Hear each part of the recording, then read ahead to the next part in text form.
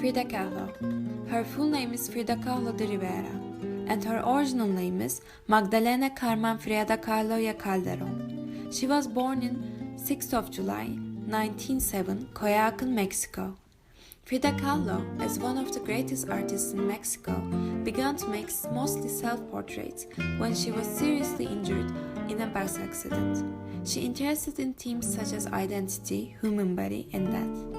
She exhibited her paintings in Paris and Mexico. Then Kahlo was later politically active and married to communist artist Diego Rivera in 1929. She was a communist and a Mexican patriot. And also, she had a Jewish father and a Catholic mother. She was not religious as an adult and possibly an atheist. She died on 13th of July 1954 in Coyoacán, but is still celebrated today as a political activist, accomplished artist, and an iconic feminist figure. Frida Kahlo was born in Mexico City on 7th of July 1907. While her childhood, she experienced the Mexican Revolution of 1910, which played an important role in shaping her ideas. Because of this reason, Frida said that she was born in 1910 to express her ideas that she was a child of revolution. In Frida's teen years, Mexico had come out of the revolution with new ideas and attempted to redefine itself.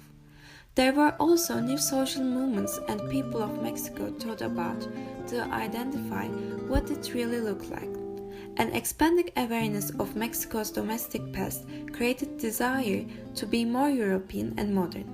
Frida was a student at the National Preparatory School in Mexico City when she decided their own ideas about politics. Then her days of later activism as a communist started.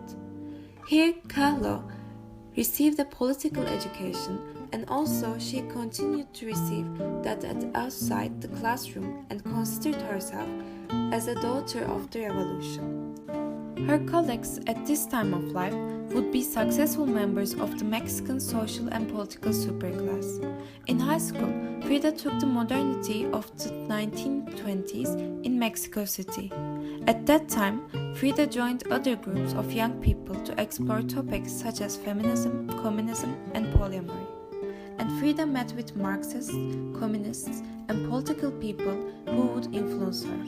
When Kahlo was about 21 years old, she met her future husband Diego Rivera in a party which held in June of 1928 by Italian-American photographer Tina Modotti. Because of Diego Rivera, Frida joined the Mexican Communist Party. However, she left it when her husband Diego Rivera was expelled from the party in 1929. After the expulsion, Frida and Diego went to the US, where they began to contact the left opposition, which led by the Leon Trotsky. Frida was an active part of the US movement. During this time, she said in her letters, "I learned so much here, and I'm more and more convinced it's only through communism that we can become human." The political emphasis of Frida's life was to join the left opposition, which separated from the Stalinist Third International, and researched to try to create a new international organization of the working class. Later in life, Frida submitted to Stalinist pressures and aligned herself with the Soviet leader.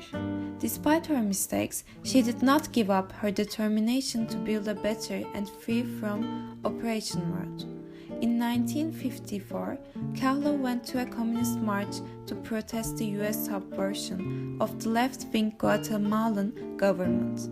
Not long after that, she died. Her coffin was covered with a flag of the hammer and sickle on a star. Frida Kahlo is not just inspired political movements, but also she was a unique historical figure with her art. Kahlo outwardly displays her story and pains in her life by her paintings. Her focus on self-portrait working is a sign of her loneliness in life. Kahlo's each painting has its own story that links with her life directly, so it's possible to say that her paintings are autobiographical. She wrote her autobiography on canvases. She lived an extraordinary life and faced lots of pain through this journey. She had an extremely dangerous trolley accident, a miscarriage, moved to New York, went through many depressions, and played active roles in feminist and political actions. She left thousands of visual descriptions of these climaxes in her life that reflects her pain, anger, love, and struggle. As a result, her different point of views and uniqueness showed themselves in her art as well. She had her own unique style, which is extremely distinguishable in all of her paintings. Now let's look at some of her paintings that become source of inspiration for many painters and seen as iconic works. Henry Ford Hospital, 1932. In this painting, Kahlo lies on a bed, bleeding after a miscarriage. From the exposed naked body, 6 vein-like ribbons flow outwards, attached to symbols. One of these 6 objects is a fetus, suggesting that the ribbons could be a metaphor for cords. The other 5 objects that surround Frida are the things that she remembers or things that she had seen in the hospital. For example, the snail makes reference to the time it took for the miscarriage to be over, whilst the flower was an actual physical object given to her by Diego. The Two Fridas, 1939.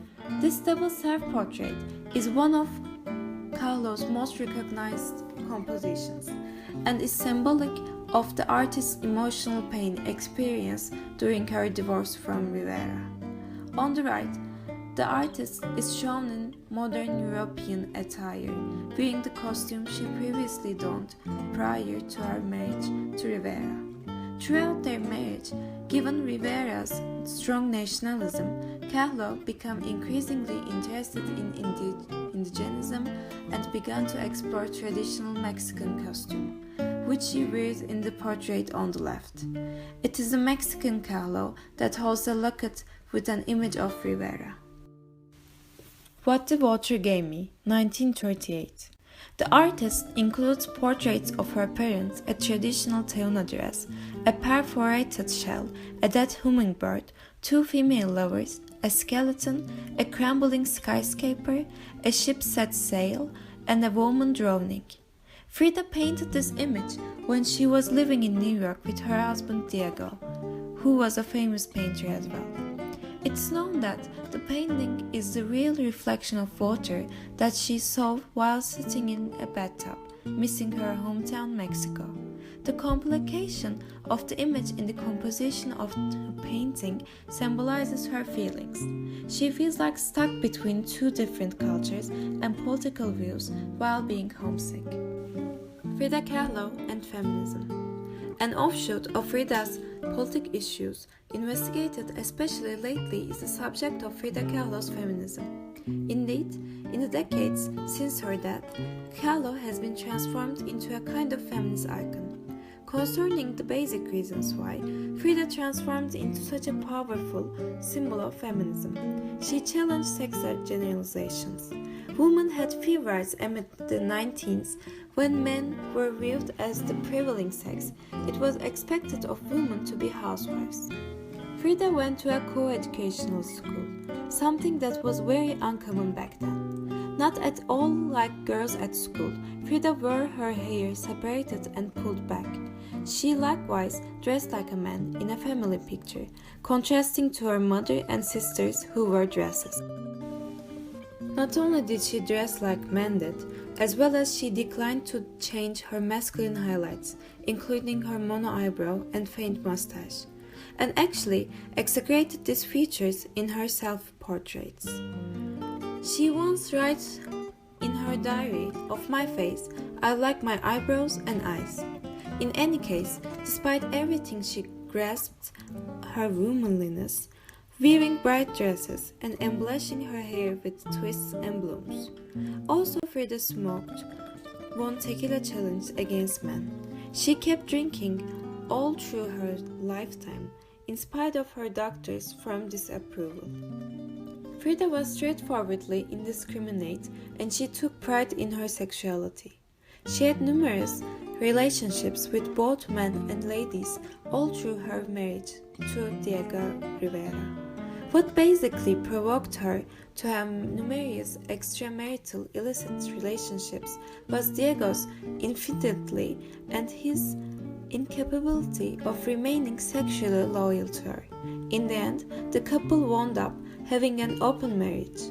Frida made no apologies or excuses for her sexual choices, a bold act for her time. Frida defied her destiny as a victim. She encountered an enormous measure of misery for the duration of her life. Though she was bedridden for months after the accident, Frida started to paint. She changed her torment into passion on canvas.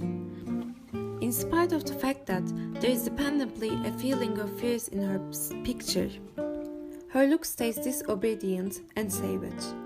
While such huge numbers of ladies are portrayed as the casualty, Frida exhibits the agony is a natural piece of life, however, does not characterize us.